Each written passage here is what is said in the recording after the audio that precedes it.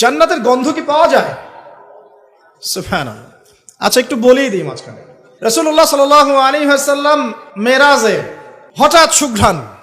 নবী সাল্লাল্লাহু আলাইহি ওয়াসাল্লাম বলছেন কোত্থেকে আসছে এটা? জিবরাইল আলাইহিস সালাম উত্তর দিচ্ছেন, এটা হচ্ছে ফেরাউনের মেয়ের চুল আঁচড়ে দিত একজন দাসী, যার হাত থেকে একদিন চিরুনি পড়ে গিয়েছিল। সে বলেছিল বিসমিল্লাহ বলে চিরুনি উঠিয়েছে, উঠে আবার আচড়ানো শুরু করেছে। এখন এর মেয়ে শুনে ফেলেছে বিসমিল্লাহ বলে উঠিয়েছে।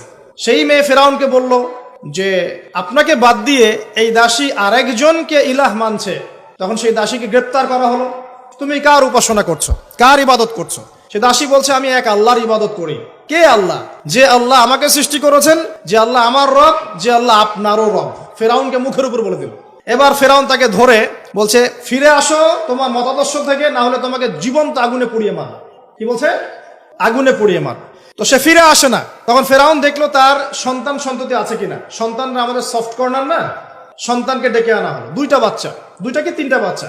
বলছে ফিরে আসো, আমাকে ইলাহ বলে স্বীকার করো, না হলে তোমার সন্তানদেরকে আগুনে ফেলে দিব।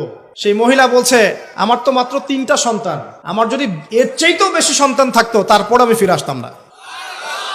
একে একে মায়ের চোখের সামনে এক এক করে বাচ্চাদেরকে জীবন্ত আগুনে পুড়িয়ে ফেলা হলো। শেষমেশ সেই মেয়েটাকেও, সেই দাসীকেও জীবন্ত আগুনে পুড়িয়ে দেওয়া হলো। নবী সাল্লাল্লাহু আলাইহি সাল্লামকে জিবরাইল আলাইহিস সালাম বলছেন ওই যে ফেরাউনের দাসী, অনেকে বলেছে তার নাম আসিয়া, এই নামটা কোরআনে নাই। নবীজি পেলেন তো? অন্য কোন নবী পেয়েছেন? অন্য কোন নবীর ক্ষেত্রে এটা দলিল পাওয়া যাচ্ছে না, কিন্তু নবী সাল্লাল্লাহু আলাইহি সাল্লামের ক্ষেত্রে দলিল পাওয়া যাচ্ছে। আচ্ছা, এটা গেল নবীর কথা। এই ঘটনা ঘটেছে মূসা আলাইহিস সালামের যুগে, আর নবী সাল্লাল্লাহু আলাইহি সাল্লাম ঘ্রাণ পাচ্ছেন মেরাজে। চিন্তা করতে পারেন কত বছর আগে ঘটনা ঘটেছে, আমরা জানতামই না। কিন্তু যদি মেরাজে নবী সাল্লাল্লাহু আলাইহি সাল্লামের কাছে সুঘ্রাণটা